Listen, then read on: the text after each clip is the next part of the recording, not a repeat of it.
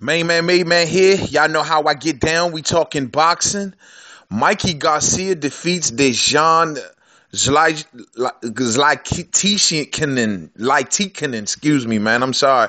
But he defeats him in a one-sided fashion, man. Third round knockout, man. Mikey Garcia looking dynamic in every aspect of the fight, controlling the fight, looking like he didn't have a glove landed on him in the entire night, man. Clearly, there were levels between these two fighters here, man, where Mikey Garcia totally outclassed Dejan's like Tikkanen. I'm sorry, man. Whatever, man. But Mikey Garcia straight dominate the dude, man. I mean, kept him at the edge of his jab the entire fight, staying away from the big right hand of this dude because this dude has been, known to have a big right hand. This is the way he beat Ivan Redcat in his last fight, in which he beat the up-and-coming prospect by using that big right hand. But Mikey being very smart, man, using the jab, stepping to the right, to the left side, staying away from the right hand, pretty much taking it away from this dude, man. And this dude, man, just looked totally one-sided. No head movement coming forward, keeping his arms up. Couldn't really get nowhere near Mikey Garcia. Mikey just way too slick for him, way too fundamentally sound, man. Something I said in my build-up video for this fight, man, just Mikey he can fight on many different ways. He can brawl, he can box, he can do it from the inside, he can do it from the outside. He's a very, very good fighter. And this dude here, man, he's totally one-sided, man, flat-footed as ever. He has a big feat, in his legacy. He's like the first dude from his country to, win a win a title. I ain't gonna call it a world title because what was on the line in this fight was the WBC alphabet title version of its real title. You know what I mean? The real champion being Jorge Linares, in which he has an upcoming fight with Anthony Corolla, man, and that is going to be a hell of a rematch fight. But however, if Jorge Linares walks away from that fight, and he's a unified champion, and if he walks away from that fight as the victor, Mikey Garcia is now right in line by him getting this WBC alphabet title. You know what I'm saying? Off of Zlatacanin, whatever, man. Like, by him winning the title off this dude, man, he now is in position to get the fight that he wants against Jorge Linares. He's also said that he'd like to get a fight with Terry Flanagan.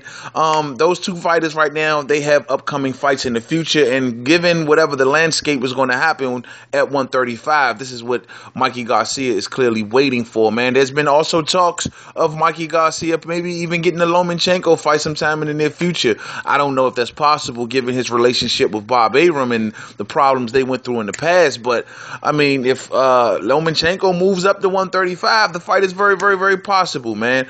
Robert Easter Jr., this is a fight I would love to see Mikey Garcia face, like I said before, because I want to see Mikey Garcia face another slick style fighter and stop fighting these one flat-footed style fighters, man. Guys with little head movement, guys he can out-slick, out-box, get to the angles, out-jab. He was just, hand speed-wise, looked way faster than this guy tonight, man. Beating him to the punch each and every time, man. And the way he knocked this dude out, man, oh, man, just in total devastating fashion. I didn't know if that dude was even going to fucking wake up, Joe. Real talk, man. I didn't even know if he was going to be able to get back on his feet, man. It was kind of scary to watch, man. But he took a lot of hard fucking shots, man. It got to the point where I didn't know what the strategy was for him other than to just eat punches and just keep his hands up and, I don't know, look for a shot, I guess. I don't know. But Mikey is just way too fucking good for that, man. So heads off to Mikey Garcia. Heads off to his entire corner, the whole Garcia corner. They got the job done, and nothing but big fights is on the horizon for him, man. Hopefully, man, I always said I would like to see Mikey go up to 140, maybe, get into it with a Terrence Crawford or a Victor Postal. But clearly, Mikey Garcia see big fights at 135, and there are big fights at 135 for him. So if he wants to stay there, he sees his way as possible unifying or, having a unification match. A lot of the other champions are not going to look at the title that Mikey Garcia has and be quick to try to unify. It's not the actual WBC title.